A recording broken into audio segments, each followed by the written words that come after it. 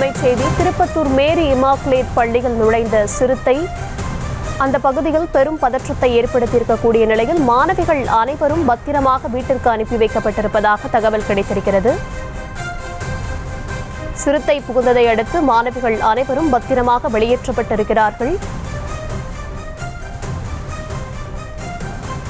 திருப்பத்தூர் மேரி immaculate பள்ளியில் சிறுத்தை நுழைந்திருக்கக்கூடிய சூழலில் அந்த பள்ளியில் படிக்கும் அனைத்து மாணவிகளும் பத்திரமாக வீட்டிற்கு அனுப்பி வைக்கப்பட்டிருப்பதாக தகவல் கிடைத்திருக்கிறது.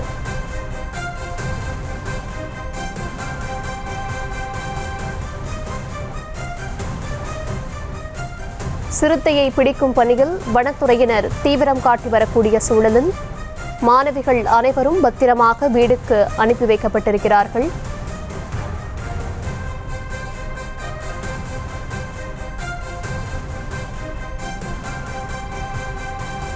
திருப்பத்தூர் மேரி இமாக்குலேட் பள்ளியில் சிறுத்தை நுழைந்திருக்கிறது. சிறுத்தையை பிடிக்க வனத்துறையினர் தீவிரம் காட்டி வரக்கூடிய சூழலில் மாணவிகள் பத்திரமாக வெளியேற்றப்பட்டு வருகிறார்கள். விவரங்களுடன் இணைகிறார் செய்தியாளர் நித்யானந்தம். நித்யானந்தம், தற்போது நிலை எப்படி இருக்கு? விவரங்களை விளக்கலாம்.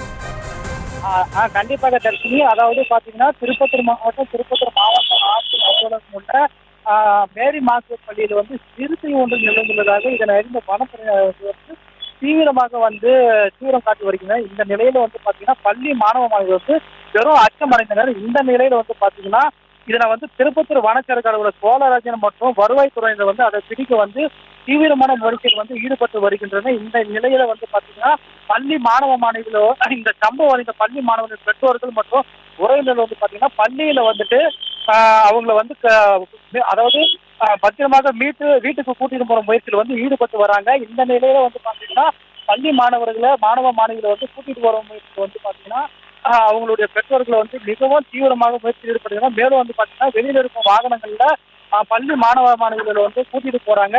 இந்த நிலையில மேலும் பாத்தீங்கன்னா அந்த சிறுத்தை பாத்தீங்கன்னா ஒரு முதியவர் தாக்கியதன் காரணமாக திருப்பத்தூர் அரசு மருத்துவமனையில் அனுமதிக்கப்பட்டிருக்காங்க. அவர் மேலும் சிகிச்சையிலும் பெற்று வருகிறார். இந்த நிலையில பதற்றமான சூழ்நிலை ஏற்பட்டு வருகிறது. தர்ஷினி,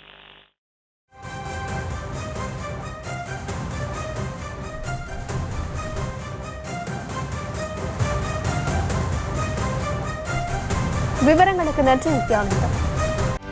செய்திகளை உடனுக்குடனும் துல்லியமாகவும் தெரிந்து கொள்ள சப்ஸ்கிரைப் பண்ணுங்க.